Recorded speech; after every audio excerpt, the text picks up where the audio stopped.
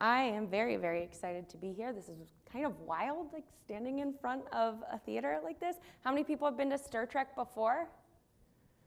Handful of you. All right, welcome everyone, and to all the new folks. I am new here as well, and this is just really a unique and interesting experience. And I'm really excited to be here to be talking about community with you today. And we've got our own little community here of Star Trek people and people who are returning again. Let me tell you a little bit about myself and why I think I might be qualified to talk about community. My name is Bekah Hawrot Weigel. I am the technical community builder at Deepgram. We are a speech-to-text AI company, but I'm also the creator and maintainer of a developer community called Virtual Coffee. And so we're a group of developers. We get together a couple of times during the week, and all stages of the journey, all different tech stacks, everybody is welcome. And so I've been building developer community accidentally since the beginning of the pandemic, but I also do a virtual coffee. I co-host the podcast, and one of our guests recently asked me, like, when did you get started in community? And I said, well, when I was in undergrad, I was in 10 clubs, and I was an officer in 5 of them. So I feel like this has been always in my blood, despite how much I've tried to fight it off and say, no, I don't want to be doing community. I'm also a career changer. I spent 10 years teaching college English, and before that, I was a surprise community organizer. So I have a little bit of experience with doing lots of different types of community, and so now I'm just kind of embracing that as part of my job and really working hard to figure out, how to make people feel supported in part of a community. I'm gonna try not to hit that microphone again. All right, so as we get started here, we need to think about what is a community? What does that even mean? I think there can be a lot of different definitions, but we're gonna kind of focus it here and think about community at its very core as a group of people with a connected sense of belonging. So there's often an interest, a product, or a practice that ties people together and gives them reason to talk to each other, to engage and interact. And I know that's pretty general, but we're gonna keep talking about what this means. Sometimes what helps us to understand what something is to also understand what it is not. So here's a better understanding of what community isn't. It's not an audience. It's not people who just come to get their questions answered. It's not a group that doesn't have a central focus. It's not a group that doesn't interact. So we need this interaction, we need focus. And hopefully this gives you some idea of what a community is. And it's still a trendy word, and we're hearing it a lot more. There are so many more community positions opening up in all different industries, but especially in tech. And so now we need to figure out why it's trendy. So why does everyone want a community? Well, it's because communities are invested in their group. They interact with each other, they have personal connection that helps them feel a part of something else, and it gives them opportunities to support whatever product or interest that they're doing. They promote brand awareness in very authentic ways, in ways that provide trust much more easily than if you are pitching your product or trying to sell something. They have a way of talking about the things that they love in this community and spreading that to other people because they want other people to be excited about the things that they are excited about. To talk about the people, talk about the mission of the community. So let's take a second and look at an example to further demonstrate why so many people are invested in community today. We're gonna go with a big one. We're gonna go with Salesforce. They have a $140 billion valuation. Yes, they have been innovative with software, but they also have a 2 million person community that helps each other. They organize events, they produce content, and they're a critical part of its global operations. There are so many people that are amplifying Salesforce and what Salesforce does, and they are not getting paid for it. It's a diverse community, and that impacts the success of Salesforce. So you have more voices that are contributing that allows you to understand things so much better. The Salesforce also has an annual conference called the Dreamforce Conference, and they draw around 200,000 2,000 participants. This allows for further community interaction and community building. So as you can see, community can be a multiplier. It can provide incredible value for your business. People might come for your product, but they're going to stay for the community. They're going to stay for those conversations, the interactions, the support, and the people. And these same community members may eventually become team members because they have that investment in the community experience. So it sounds like a lot of really great things that can happen because of community, and it sure can, but we need to do a little bit more exploration before we decide whether or not we need a community.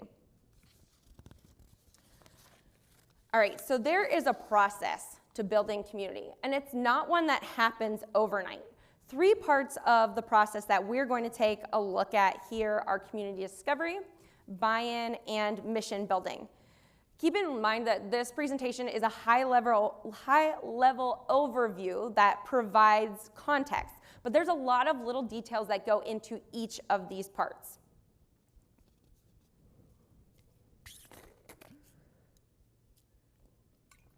We're going to start by talking about minimum viable community, and this comes under the section of community discovery. So what does minimum viable community even mean? Well, this is kind of square one, where you start this exploration phase.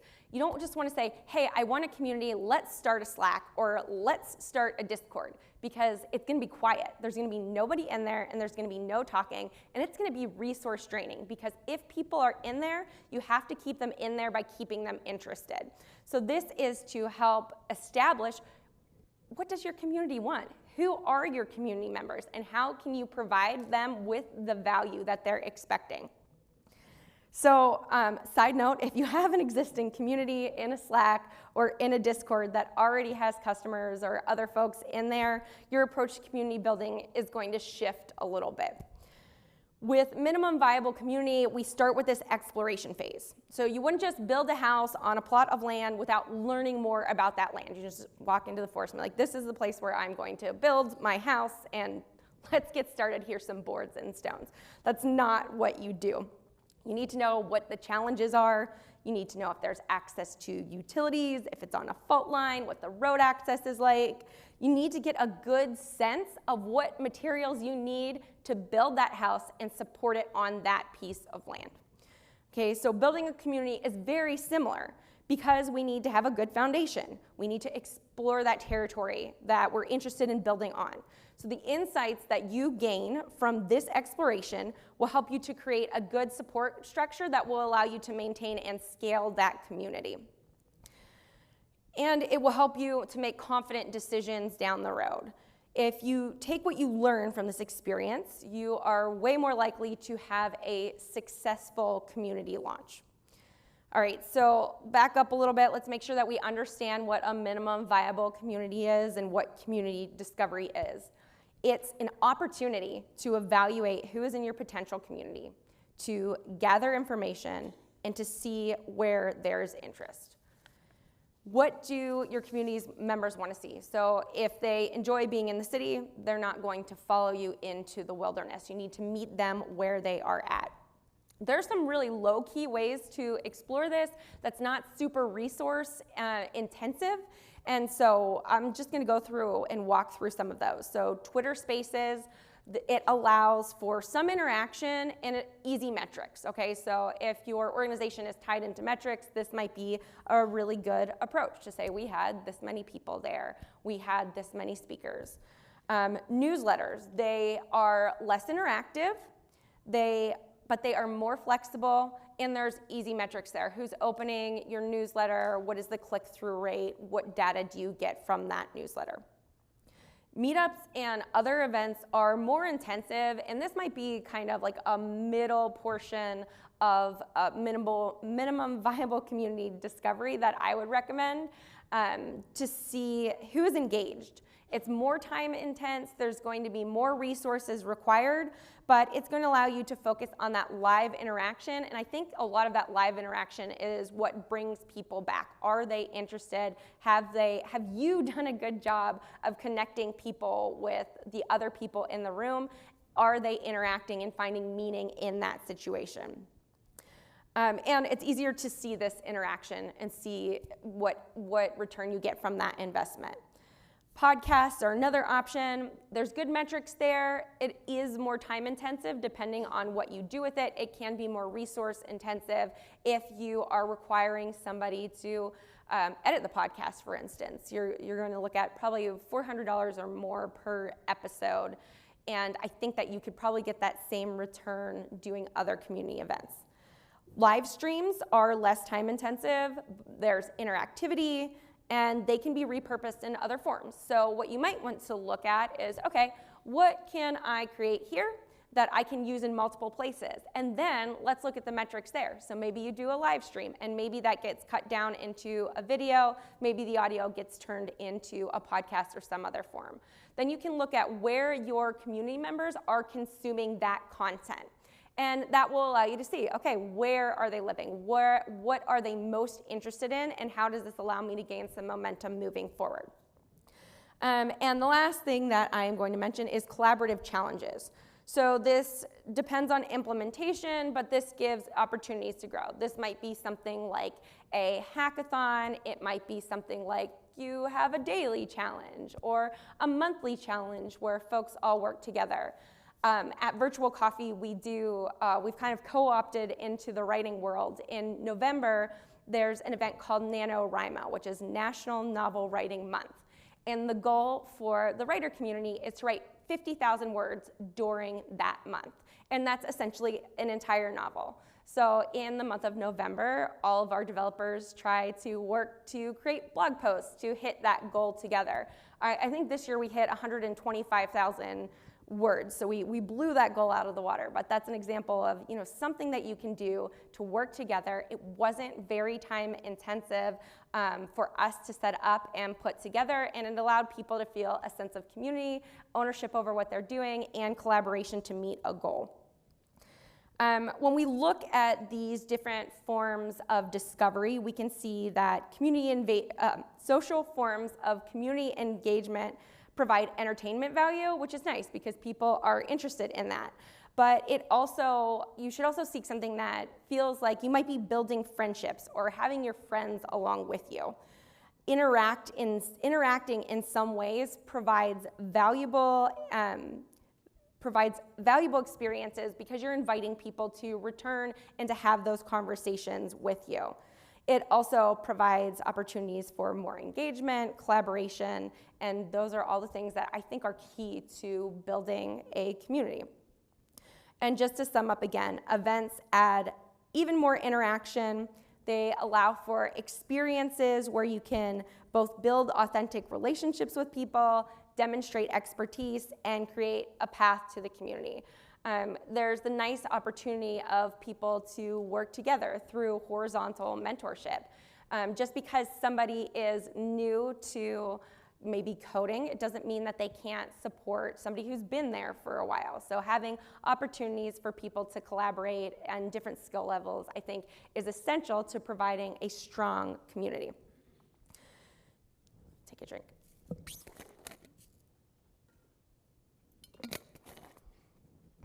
So along with these ways of creating community, you need to think about what people want out of a community. If you don't give them anything they want, they're not going to come back, right? So there are 6 basic things that I think people are looking for as part of a community. Support, friendship and relationships, opportunities for growth and learning, enthusiasm, collaboration, and a sense of belonging. Now, I think that last one, a sense of belonging, is maybe the one out of all of them that kind of encompasses everything else that you're doing.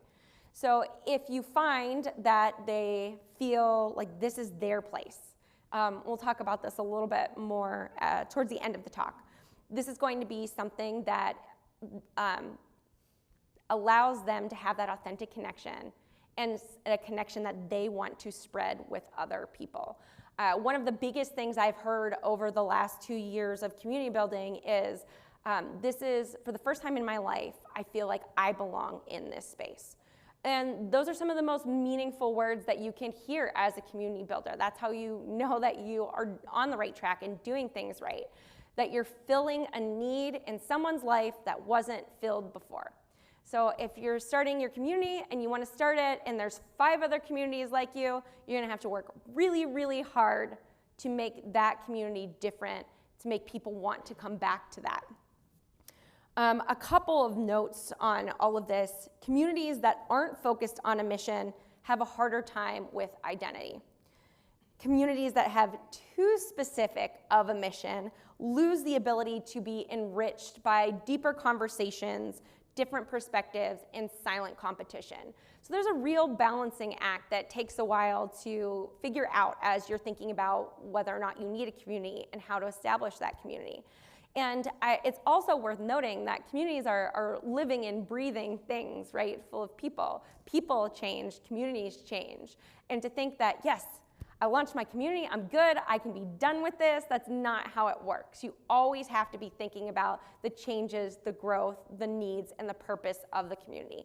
So finding what that is and finding that balance between being too specific and too general is really important to continue that exploration of how to maintain a healthy community.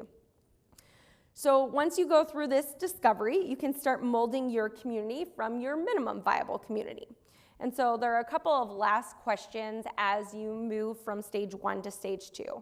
Again, where are the conversations happening? Where are people talking about the things that are important to your community? Who is continuing the conversations? Identifying the people who are involved, those are your community members. And where are the conversations going deeper? Initially, you'll probably find that there are a lot of very surface level conversations, and that is totally fine.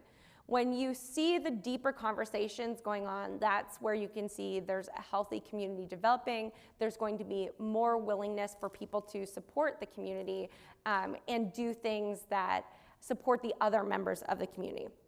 So once you have this general understanding, you need to get buy-in from your team or your company before you start building. All right, company buy-in. Why is company buy-in important? Well, there's a reason, or a couple of reasons why this is really important. Your community doesn't scale if you are the only person supporting it. If you're on a developer team, you'll likely find yourself in a position where someone says, can we ask questions in this Slack or Discord or community space? If the answer to this is yes, then you have to have people answering those questions. I'm sure that Salesforce didn't have one person tending to the community and responding to the questions to build their community. A quiet space is one of the worst signs of a community. And so finding ways to continue that engagement, and this is why doing that community exploration is so important initially, because you're trying to prevent that silence. Silence means there's no connection, there's no interaction happening. You can't scale unless there's buy-in.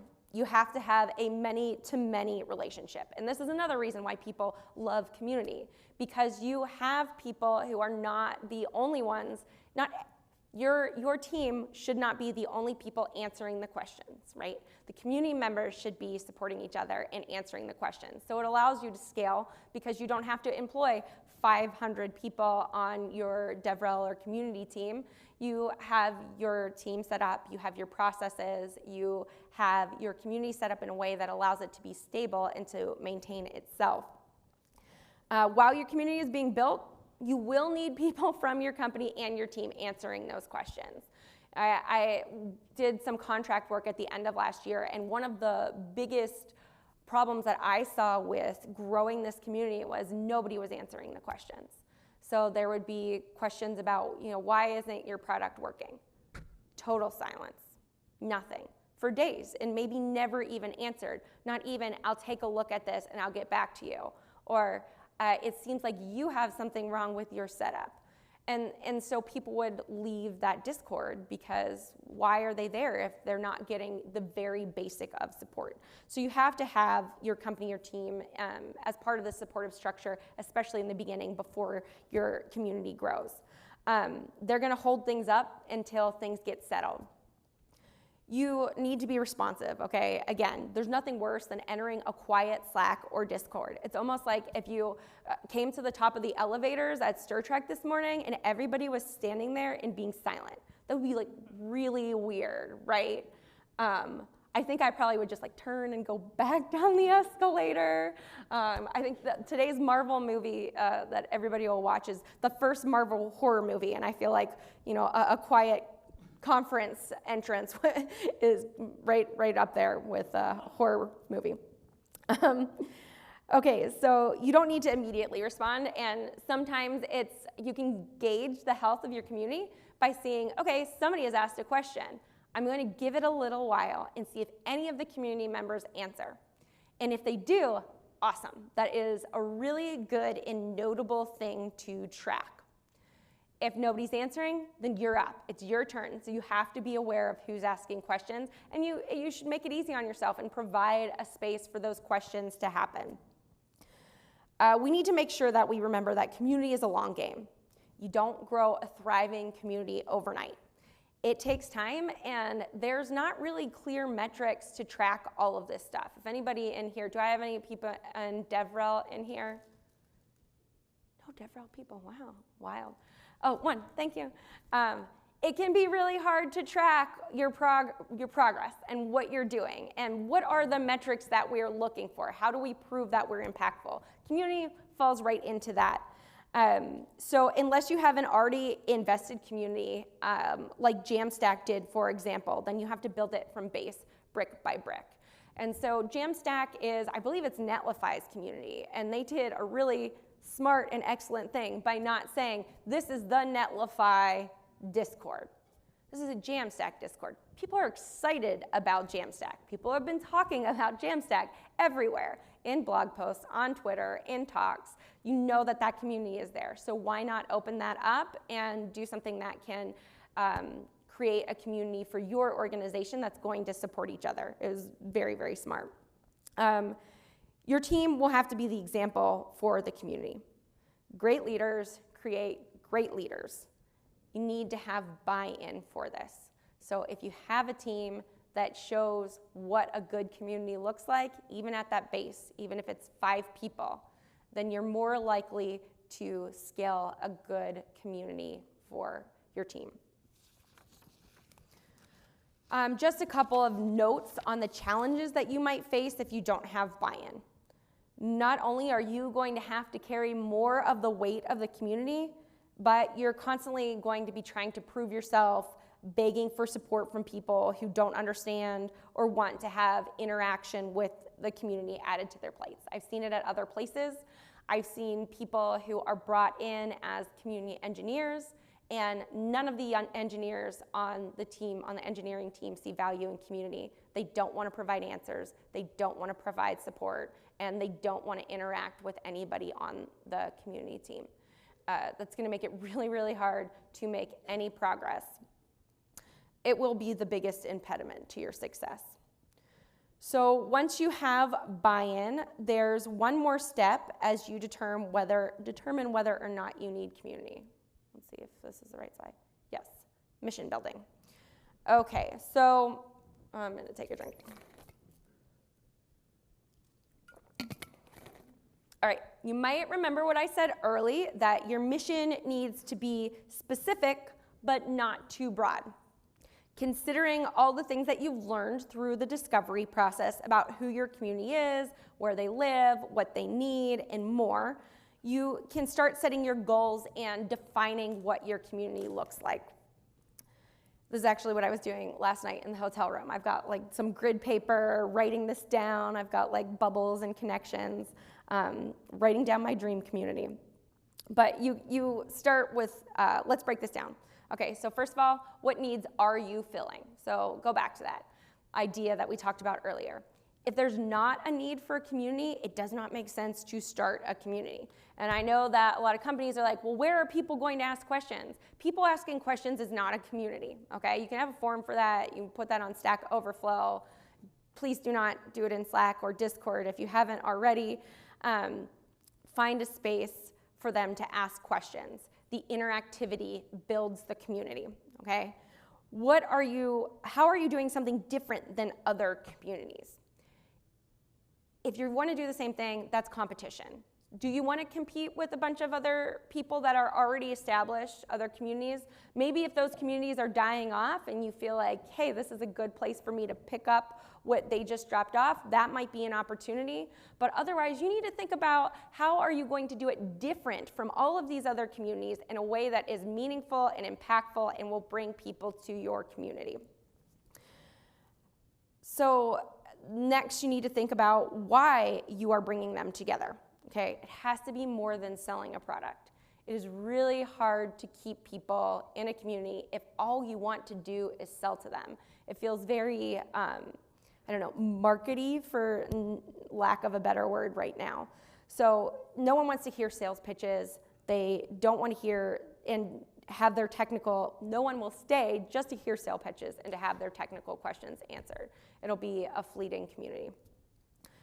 There has to be a deeper purpose, okay? So is it collaboration?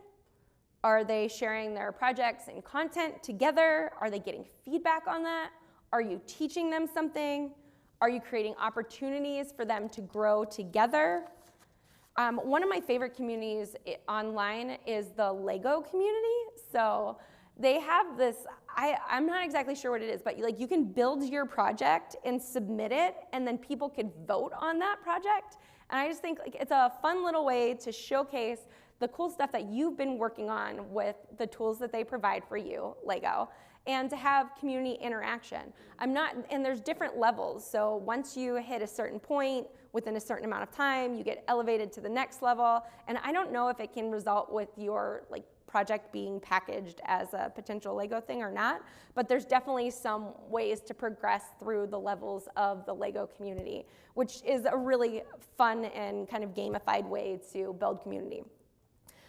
So this is, again, think about what your community is doing together. So this stems from that question before, but we're focusing on the action here. Are they talking? Are they listening, attending, sharing? What action do you want your community members to perform? And then how do the activities around this feel? Right? So establishing the mood of the community is really important too. Do you want it to be fun and friendly, laid back? Is it more academic and formal? Is it welcoming? I could do a whole talk on onboarding community members. I'm huge into onboarding. A side note, I think I asked my kids' school last year, I'm like, what is the onboarding process like for new families? And they're like, what? So guess who's getting volunteered for that? But think about that. How do you want people to feel when they come into your community?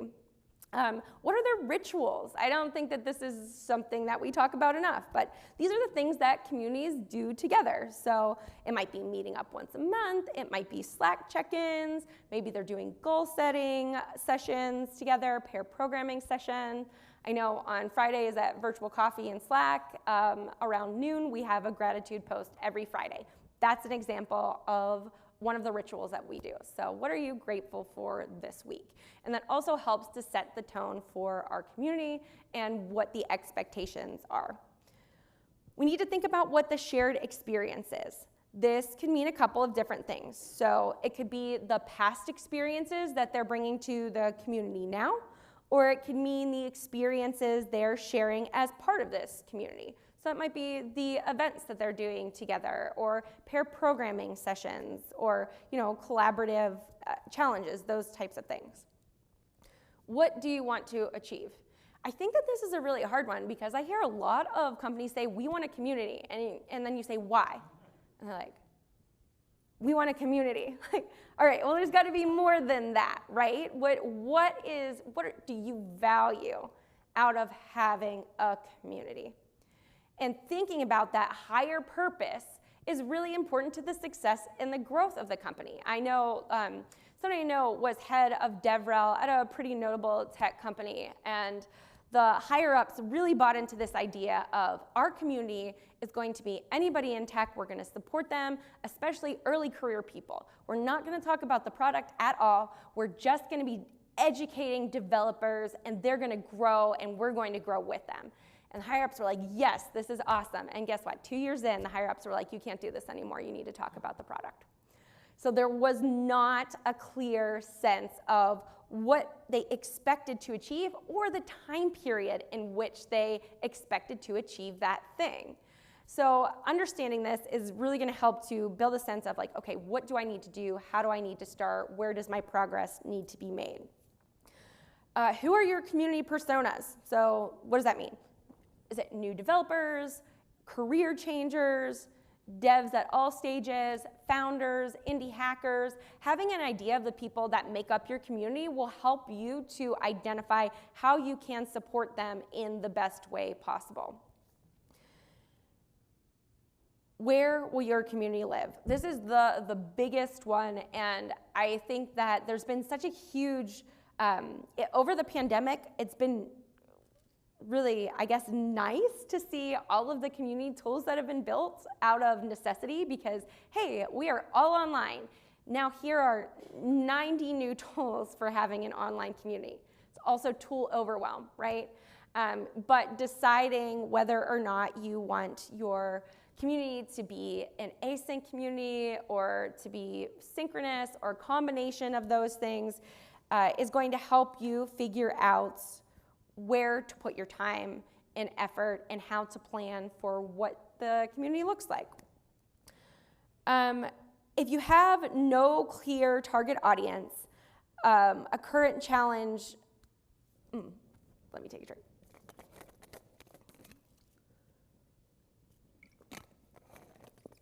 If you don't have a clear target audience, it's going to be easy to be overwhelmed by people from different places, different backgrounds coming in.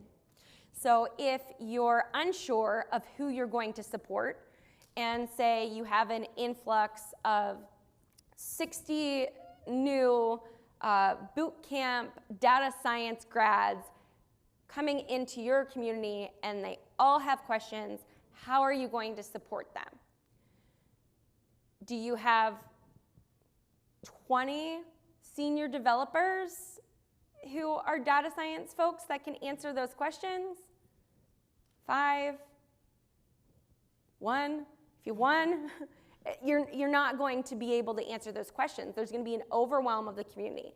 And what you'll see is you will probably have some really great community members that they just want to help everybody, and they're not data scientists, but they've been in the industry, and they're like, I can figure this out. So now I'm going to spend all of my time learning this data science thing so I can support these folks here. That is going to lead to member overwhelm, burnout, volunteer burnout. You want to avoid doing things like that. So you need to have a general sense of how you're going to support the different folks who come to your community. You also need to think about, do you want this to be online, in person, hybrid? I think one of the most interesting things that I would like, that I am thinking about in the next couple of years is as we move out of the pandemic, there's more in-person things happening, right? Like we're all here at this conference. This is the largest conference that maybe not the largest, close to the largest that I've been to in the last 2 years. And we're going to see more in-person things. So I don't know about you, but I have collected quite a few Discords and Slacks over the last 2 years. Yeah, you're going to weed those out, right? So which ones are the most important for you? So everybody that's put their eggs into the online basket needs to think about how they're going to be impacted to folks spending more time in in-person events. And so if you're interested in building community and you're thinking about it, I think it at least has to be on your mind, how are we going to handle this change in the landscape of what community looks like? We all pivoted 2 years ago, now we're going to have to make some changes again. And think about what makes this community a community that people want to continue to be a part of. I think that's something that you should always be asking yourself regularly. If you don't have an answer for that, then there's a problem. If you can't answer that as somebody starting the community, then there's a real issue that needs to be work done. Okay, so we can't leave this section without really touching on what makes a successful community. These are things that you should keep in mind when thinking about the growth, the support, and resources needed, and what defines your community. So, authenticity. Your community doesn't want to be marketed to. They may want to have an opportunity to be informed, and then they want to make that their own decision on how they want to be engaged with. Okay, so there's a way to present information about your product that's not pushing it on to people. What are you offering them? How can you do it in an authentic way? Conversation, again, avoid that silence. That's key to keeping that community going. The ability to disagree is a really great way to talk about the health of your community. Can the people in your community disagree? Can they do it respectfully? Can they have a conversation about it? That's a really hard thing to do. And I know, recently in a Slack that I'm a leader in, there was one channel and I saw this disagreement happening and it made me feel really uncomfortable. Like nobody was really disrespectful, but I could see the path that this conversation could go down. And I am a parent of 4 kids and my knee-jerk reaction is to play referee, right? Like I'm gonna stop this right now and make sure that everybody talks respectfully. I did not do that because we are adults and we should be able to have these conversations, right? And so what I did was I sat back and I watched that conversation for the rest of the day. I talked to some of the other leaders in the group and I said, this is, got my spidey sense tingling here. I'm not really sure about what's happening. And so we had the conversation where we also disagreed with each other on the topic of the conversation. So we were able to have that in a smaller place and then watch as it built among our community members. And it turned out to be a really hard conversation, but a really good one. And I'm really glad that I didn't jump in and try and stop it from the beginning because I think that important insights came out of that. And some people were angry at some point, and their tone came off angry or rude or dismissive. But guess what? Those people came back, and after they cooled down a little bit and apologized for it, right? And we need to be able to do those things. We need to be able to say that we're sorry in those situations. We need to be able to have those hard conversations and to learn from each other and recognize that sometimes what we say, it has a different impact on somebody else. And that impact does matter. So you have to be able to balance those things. And there's no better place to have those hard conversations than in a community where you feel supported already. You also need to be able to take feedback. I've heard people say that you shouldn't ask for feedback until you have a process set up for what to do with that feedback.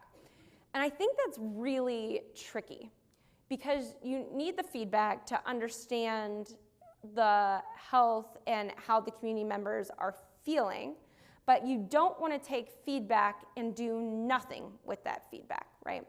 So at the very least, you have a spreadsheet set up that helps you to track that feedback.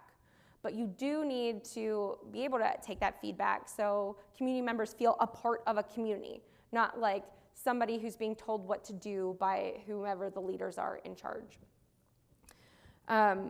So opportunities for providing that feedback can be, asking questions, finding ways of support. It might be a forum, it might be a question and answer session, or a Slack or a Discord channel for community feedback. That's one of my favorite ways. There are some Slacks and Discords that I'm a part of, and I just check out what their community questions or community feedback is, just because I'm interested in that aspect of community building.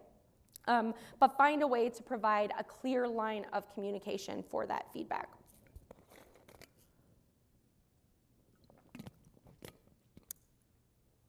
You also want to see that interaction. Community members don't live in a bubble. They should not live in a bubble. There needs to be a place and opportunity for that interaction. It's okay if not everyone interacts. There should be plenty of people in your group who are listeners. It is okay for people to participate in ways that are meaningful to them, and sometimes listening is that way. But there has to be some interaction or engagement. And you can't have, a room full of listeners and call it a community. Interaction provides purpose, and it helps you to bring community members back. I mentioned clear lines of communication before, and it's incredibly important. Anyone else? Okay, so sorry. It is super frustrating if you have a question and you don't know who to ask that question to, where to go for the information, what you should be doing. So maybe you're starting a new job and nobody has told you when people take lunch. Do people take lunch? I talked to somebody recently who had been at a job for about 6 months, and I said, well, what time do you take lunch? Well, I don't know if we get a lunch. 6 months after starting this position, and no one had mentioned anything about it. And maybe in a remote environment and it's different, but it's important to be able to share these things and for people to know where to go with this information. I know that onboarding is hard, but this is more than onboarding, right? There shouldn't be a tool overload where you're not sure where to go. There should at least be one person on your team that you feel comfortable asking, what can I do in this situation? And the same goes for volunteers. You will lose volunteers, you will lose active community members if you don't provide that clear line of communication because they're frustrated. And what do they have to lose? They're a volunteer. It's not like they're losing money.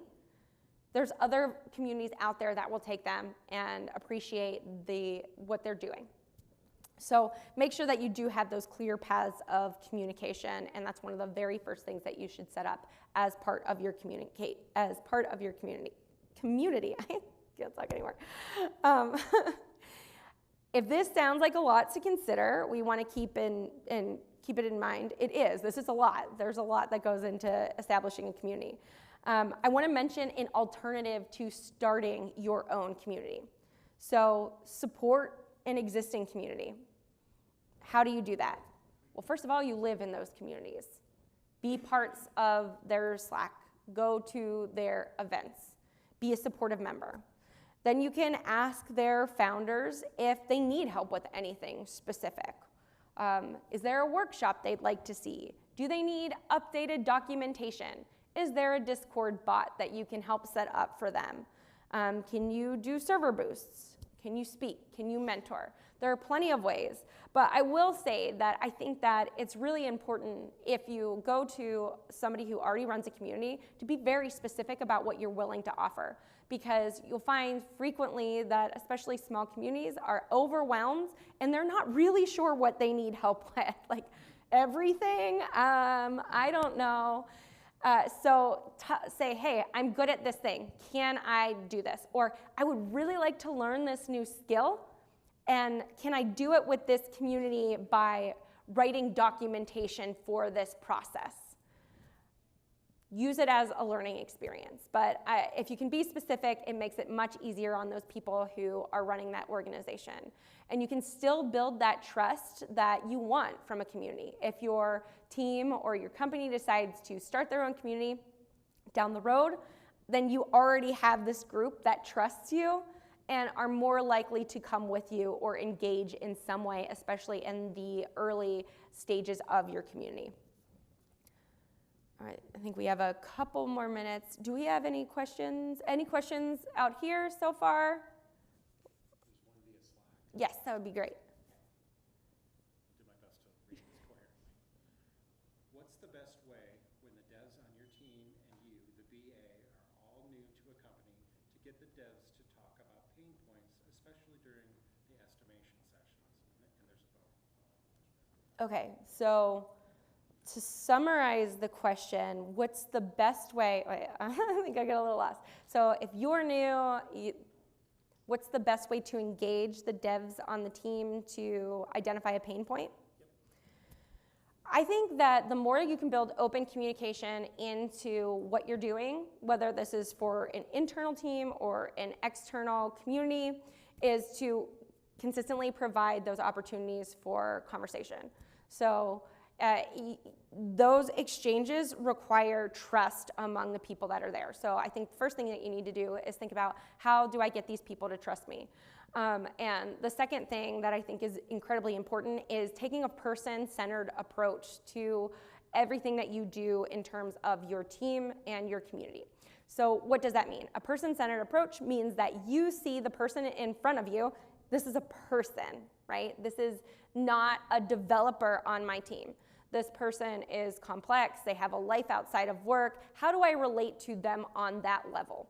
When you can relate to people personally, they are much more likely to have a conversation with you about those hard things, about those pain points, those challenges. So finding the space to do that, maybe you say like, hey, let's do coffee sometime. Can we do team coffee? It really depends on what the dynamics of your team are, and a lot of times teams don't have that built in, so you have to find a way to build that in. What is a way to do that with your team that doesn't make them feel like you are forcing them to do something, right? So maybe it's even Slack icebreakers that you participate in. Hey, everybody share a GIF of how they felt on their 13th birthday. Right? Like, there are very little low-level things that you can do to create an environment that allows people to engage more readily and have those conversations. Now, if it's a pain point that needs addressed right now, I always like to talk about how do you communicate that with other people. I have ADHD, and I tend to be a very direct communicator, and sometimes that comes off as like lacking in empathy. And so I like to start the conversation by saying like, hey, I can be really direct with my communication, and I just want to let you know, if that's not a way that works for you, let's talk about what the best way is we can communicate so we can work through these hard things together. I also like to preface hard conversations with, this is going to be a hard conversation. We might get upset with each other, and we might argue, and that's okay. We're going to talk through this thing. I respect you, and I would like to see how we can work on this thing together. And I found that I have had a lot of really productive arguments in the last couple of years. It's been great. My team at DeepGram, before I went through the interview process, I talked to one of the developer advocates, and we argued like the entire hour, and I was like, this is awesome. Like, we did it respectfully, but in a way that I knew I can continue to engage in conversation with this person. We are not going to agree all the time, and that's good because that helps both of us to grow. So I think that maybe those are some strategies that you can use as you go through and address those pain points with your teammates. And I would also say this kind of like goes back to the conversation here. Think about how people are talking about your team or your community. Are they using we, us language? So a really good indicator of whether or not you have a healthy communicator or a healthy community or a healthy team is if they say, hey, we're doing this thing on Friday, rather than they are doing this thing on Friday, or the product team is doing the thing. If they're a part and they feel a sense of belonging, then they're going to talk about that group as we. So find ways to move into that rhetoric. Another thing that I want to mention before we're done for time is I don't have who said this, but one of my favorite quotes about community is the difference between community and audience is which way the chair is facing. So what does that mean? If you are facing me and I am facing you, this is an audience encounter. A community encounter is when you're circled up, when you're all looking at each other on the same level, where you're able to have that conversation.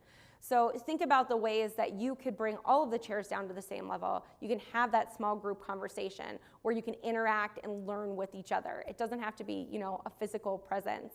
You can do that in Slack, but think about where the power dynamics are in the room or the proverbial room as you think about community. Did you say there was a second part of that question? You already answered it. Oh, okay, good. Are there any questions out in the audience? Not yet. Okay. Let's see here. Okay, so, all right, so I guess this is going to wrap us up. Do you need a community? maybe I can't make that decision for you. So I'm sorry if you're disappointed because you wanted the yes or no answer. It is not coming from this conversation today. It doesn't have to be the most popular type of community that we see popping up.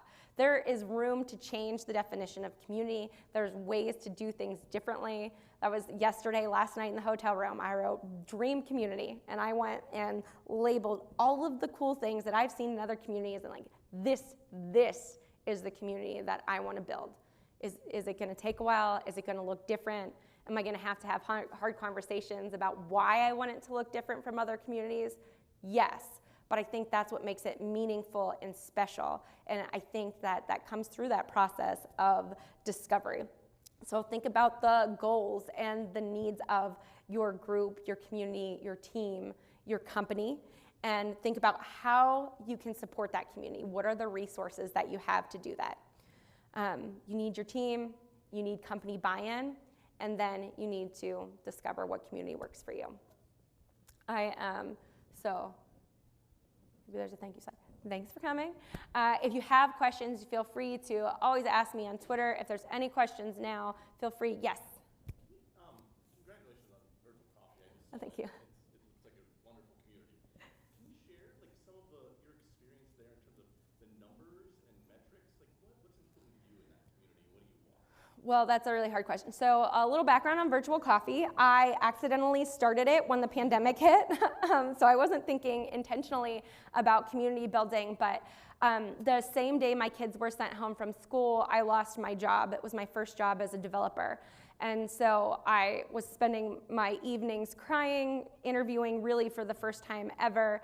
And part of my story is I came into tech through trauma, and I recognize those feelings of trauma. I feel alone, I feel isolated, and how do I get myself out of this space? By being with other people. I'm an introvert, I am shy, but I knew that this is going to help me to make it through the experience. And so I said, hey, does anybody want to meet up for Virtual Coffee? And we're going into our third year, we just kept the name.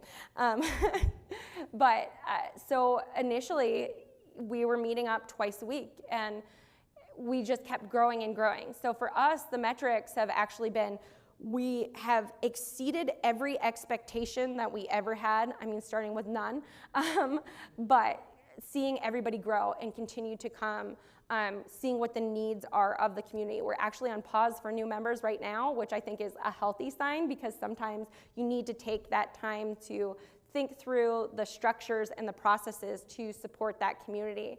But for us, at the very core, I would say one of the biggest things that we look for is the support that's being provided. If somebody asks a question, how quickly is that question answered? How are the people talking about the community? Are they using that we, us language? What is how are people talking about the community? Is it positively? Those are like harder things to track, but you see that happening. We have a co-working room in Slack that anybody can join, and looking at the number of people that join there every day to interact with each other and the number of pairing sessions that happen. These are not people on the same team who are pairing for an answer. These are people who are willing to help each other through a problem in their code, and they have no investment other than, I want to help you as my friend. So I'm not sure that really answers your question, but those are the key indicators for me of whether or not our community is healthy. I think right now we have 500 members in Slack, but probably 50% of that is active. And we've intentionally created some barriers to entry. So we have virtual coffees on Tuesdays and Thursdays, and before you can become a member, which is paused right now, but before you could become a member, you had to attend a virtual coffee session, and you had to, fill out the form, accept the code of conduct to become part of the community. So we feel very strongly that having a small and intimate community is where we want to be, and that's what we're working on now to figure out how to maintain that intimacy and scale. But I think that we've got some really great ideas for how to do that. Other questions? Okay, and feel free to come up after if you have anything. I am happy to answer any questions up here too. Thank you.